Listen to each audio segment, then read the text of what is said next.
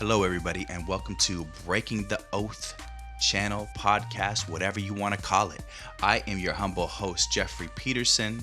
This is Breaking the Oath. Over here, we think for ourselves. On today's episode, we are looking at what is Baphomet. Now, I always hear this associated to music and pop culture. You hear him associated with Hollywood a lot, saying that they worship Baphomet, they do blood sacrifices, etc., etc. I'm guessing that if you clicked on this video, you've probably seen some different videos about Hollywood rituals all over YouTube, but I haven't yet to see a video breaking down who Baphomet actually is. So without any further ado, let's talk about it. Let's get into it. Baphomet is the name of a false god associated in past times with the Knights Templar, and today in Satanism and linked to the occult. Modern representations of Baphomet picture it with a goat's head on a human body with both male and female traits. So Baphomet is somewhat of a hermaphrodite. Between the goat's horns is a torch, and the image often includes a pentagram.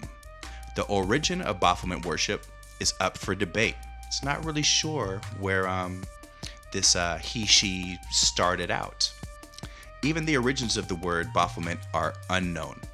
Some believe it's a French corruption of Muhammad. Others believe it to be a code from the Kabbalah, meaning the father of the temple of peace of all men.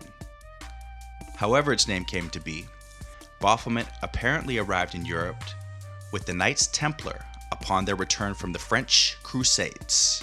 In the early 1300s, the inquisitors of King Philip IV accused knights of discovering and worshipping the foreign god Baphomet during the war. Some of the knights did confess, but this was medieval times, guys, so they were tortured to hell. They probably were having their nuts beat in with a baseball bat with spikes on it. So at that point, you'll probably say anything. I mean, the knights were given different accounts of the idol's form. One said it had one face, another person said it had three faces, it was just a human skull, somebody else said it looked like a cat, so they were all over the place with their answers. With that being said, they felt that worshiping the image of an animal presumed to be Muhammad was inconsistent with Islam, but it would match the misinformed beliefs about Islam in France at the time. In addition, there was no mention of Baphomet in the Templar literature. Attempts have also been made to link Baphomet to Freemasonry. Now, this is where we see the Freemasonry and the Baphomet come up in Hollywood stuff all of the time. But all of these acquisitions have either been inconclusive or complete fabrications. So I wonder why, if it's a fabrication, who is making it up and why they're making it up. So modern representations of Baphomet originated in 1861 with the French occultist Eliphas Levi, who drew an image of the sabbatic goat head or Baphomet of Mendes in his book Dogme et Ritual de la Haute Magie, or in plain English, Dogmas and Rituals of High Magic. So Baphomet is definitely linked to people who are into black magic. Scary stuff, huh? Levi's image of the hermaphrodite figure sitting cross-legged with the head of a goat. The figure contains several opposites: one male arm, one female arm, one woman's breast, one male breast. One arm pointed up at the white moon, the other pointed down at the dark moon. The contrasts were to symbolize conflicting forces in the universe that must be balanced in order to make true light.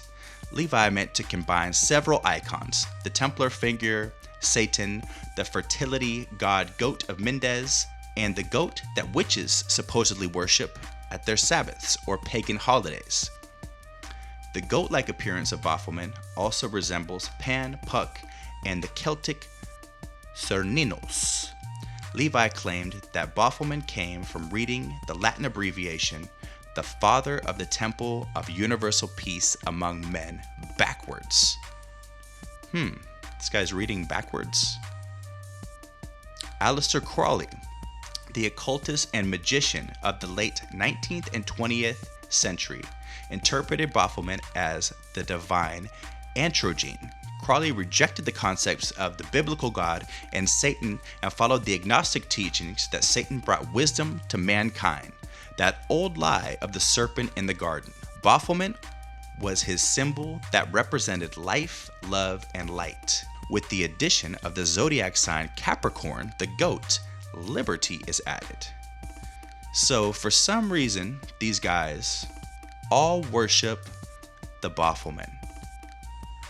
Okay guys, so just to recap, Baphomet is a hermaphrodite with the head of a goat on a human body. Now, what did we find in our research? Was there any promise offered from Baphomet? Not really, not so much. It just showed that they were looking for balance. Kind of interesting that they did it mixing the sexes.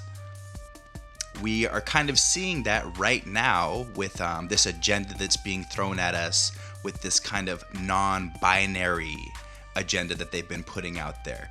A lot of people say like a lot of the stars that they're pushing look like they could be a boy or a girl, kind of like Justin Bieber, where he's kind of has like a pretty face. He could look like a boy or a girl. But what do you guys think? I will leave it up to you, and you are on your own if you want to worship a hermaphrodite goat. And we will leave it at that for today. I'm your humble host, Jeffrey Peterson, and until next time, continue to break the oath.